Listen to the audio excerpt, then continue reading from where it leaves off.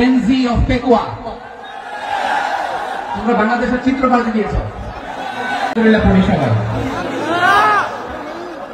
উনি দীর্ঘ 5 বছর গত হলো, আজকে আলহামদুলিল্লাহ বিশাল প্রোগ্রাম, 20 লক্ষ প্রায় লোক হয়েছে, আপনারা দেখেছেন।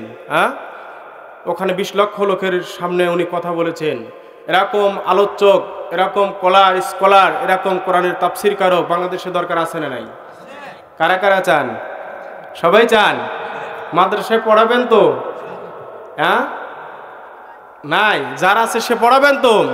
আল্লামা আজহারীর মতন দরকার, আল্লামা তারপরে আল্লামা কুষ্টিয়ার আমির হামজার মতন আলোচক দরকার আছে না নাই? আল্লাহ যেন ঘরে ঘরে আমির হামজা এবং আল্লামা ডক্টর মিজানুর রহমানের মতন আল্লাহ ঘরে ঘরে আলেম পয়দা করে দেন, বলেন আমিন। ঐতিহ্যবাহী রানীনগর, কি বলেন? রানীনগর। সম্মানিত ভাইরা, আমরা একদিন দুনিয়া থেকে চলে যাব, আমাদের কিনে চলে যাব, আমরা পর্যায়ক্রমে কথা শুনতে থাকি এবং বলতে থাকি, বলেন আলহামদুলিল্লাহ। তুই মরিলে কান্দিবে কয়জন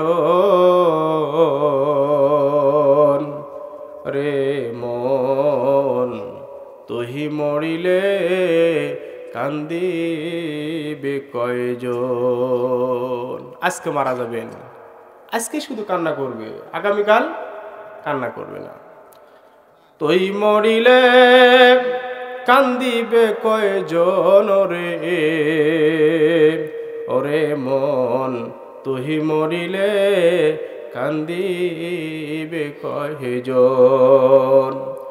যখন আন্ধার ঘরে শোয়াইবে, মাটির দেহ মাটি খাবে, একদিন তোরে ভুলবে আপন জন, তুই মরিলে কান্দিবে কয়জন।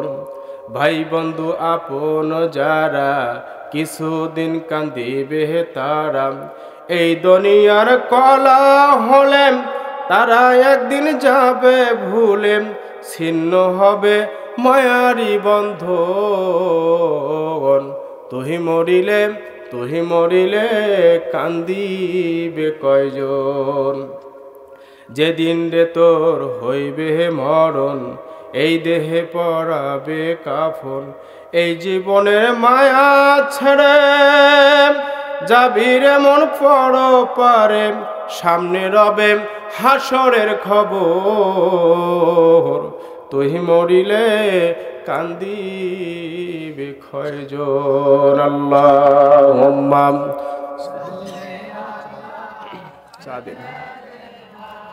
মাওলানা মুহাম্মদ, জবান খুলে আলি সাইয়্যিদিনা। ও মদিনার বুলবুলি কেমনে তোমায় রই ভুলি, বলেন ও মদিনার বুলবুলি কেমনে তোমায় রই ভুলি। দিন কাটে আর রাত কাটে, তোর বেদনার ফুল তুলি, ও মদিনার বুলবুলি তোমার নামের ফুল তুলি। যতন করে বুকের মাঝে, যতন করে বুকের মাঝে, তুমি যে শুধু নিরিবিলি, ও মদিনার বুলবুলি তোমার নামের ফুল তুলি। লিল্লাহি তাকবীর। আলহামদুলিল্লাহ। আল্লাহর নবী মসজিদ মক্কা থেকে যখন মদিনায় চলে যান, তখন বলেন তো 2টা নাবালক সন্তানের কাছ থেকে একটা জায়গা কিনে প্রথম যে মসজিদ নির্মাণ করেছিলেন, সেই মসজিদের নাম কি বলেন তো? মসজিদে কুবা, মসজিদে নববী। যাই হোক, মসজিদে করেছিলেন, কুবা হোক আর মসজিদে নববী হোক, 2টা নাবালক সন্তানের কাছ থেকে একটা জায়গা ক্রয় করে আমি যেটা আর কি পেয়েছি, মসজিদে নববী বলেন আর কুবা বলেন, নববী নির্মাণ করেছিলেন। এবং ইব্রাহিম আলাইহিস সালাম, আপনাদের সুন্দর কথা শোনানোর জন্য ইচ্ছা পোষণ করেছি ইনশাআল্লাহ। তো আল্লাহর নবী মসজিদ কেন নির্মাণ করেছিলেন? আবার ইব্রাহিম আলাইহিস সালাম আর ইসমাইল আলাইহিস সালাম, বাবা হচ্ছে মিস্ত্রি আর সন্তান হচ্ছে জোগালদার, ঠিক কিনা বলেন? এই মসজিদ ঘর নির্মাণ করলে কি হবে আপনাদের সেই কথাই শোনাবো ইনশাআল্লাহ। তো এই মসজিদ নির্মাণ করার যখন সমাপ্ত হয়ে গেল, তখন এই মসজিদের মাল মশলাগুলো ছুড়ে দিলেন তামাম পৃথিবীতে। দেওয়ার পরে যেখানে একটা বালি কণা পড়েছে সেখানেই কিন্তু আল্লাহর ঘর, আল্লাহর বান্দা সেজদা দেওয়ার জায়গা আল্লাহ বানিয়ে দিয়েছে। কি বলেন আপনারা? আমাদের ফাজিলনগরে অনেক মাসলা দিয়েছেন, দুইটা মসজিদ আছে, আর একটা মসজিদ আমার বাড়ির পাশে আছে। আলহামদুলিল্লাহ, আমি যখন মাস্টার্স পাস করি তখন আমাদের লোকজনগুলো বলছিল যে মসজিদ অনেক দূরে একটা মসজিদ করা যায় কিনা। আমি তখন কাজী নজরুল ইসলামের নামাজে বলেছিলাম যে আল্লাহ, কাজী নজরুল ইসলাম যে বলেছিলেন মসজিদের পাশে আমায় কবর দিও ভাই, আমি যেন মসজিদের আজান শুনতে পাই। তো আল্লাহ, আমি তো আলেম হতে পারি না, কিন্তু তোমার তো আমি গোলাম, তো জামাতে 27 গুণ সব আছে, এরপরও আর রুকু মারকিন, তাহলে তো ইমাম লাগবে। তাতে আমি একা একা নামাজ পড়লে কেমন হয়? মসজিদের পাশে আমায় কবর দিও ভাই, বলেন মসজিদের পাশে আমায় কবর দিও ভাই, আমি যেন মজনেরো, বলেন আমি যেন মজনেরো আজান শুনতে পাই, মসজিদের পাশে আমার। সুবহানাল্লাহ। আপনাদের মসজিদ যে আপনারা করতেছেন, এই মসজিদ আপনাদের কি আপনাদের ফল দিবে? আমি আপনাদের কাছে আরজ করি, বাজান রে, খেয়াল করে শুনতে হবে।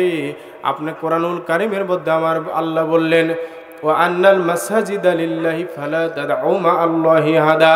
আমার আল্লাহ সূরা জিনের মধ্যে বললেন, মসজিদ ঘর হলো আমার ঘর। মসজিদের মধ্যে যখন বান্দা যাবে, আমার আল্লাহ বলেন তখন কোনো পীর বাবা, কোনো ছাগল বগা, কোনো ন্যাংটা বাবাকে স্মরণ করা যাবে না, একমাত্র আমি আল্লাহর স্মরণে মশগুল হতে হবে।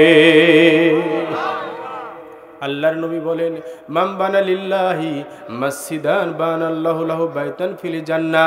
আমার নবীজি বলেন, যারা মসজিদ নির্মাণ করবে, ওই মসজিদ নির্মাণ করা ব্যক্তির জন্য আমার আল্লাহ ভালোবেসে মহাব্বত করে রানীনগর, ফাজিলনগর, প্রতাপ, সলঙ্গাবাসী তামাম পৃথিবীর মুসলমান নরনারীর জন্য আমার আল্লাহ জান্নাতের মধ্যে একটা ঘর বানিয়ে দিবেন।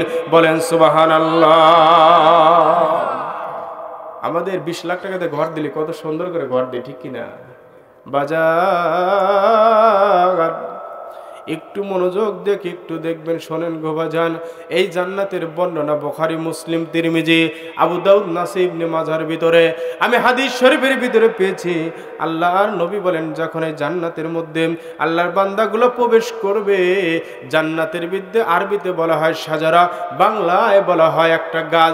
ওই গাছ একটা তাজি ঘোড়ার উপরে একটা যুবক মানুষ এই তাজি ঘোড়ার উপরে আরোহণ করে 100 বছর যদি দৌড়াতে থাকে, 100 বছর চলে যাবে, এরপর জান্নাতের একটা গাছের ছায়া পার করতে পারবে না। মুরব্বীরা কয় সুবহানাল্লাহ, মানে ওনারা এখন মারা যাবে, আর যুবকরা কয় হুজুর আপনারা তো বলবেনই, ঠিক না? বাজান রে, খেয়াল করে শুনতে হবে।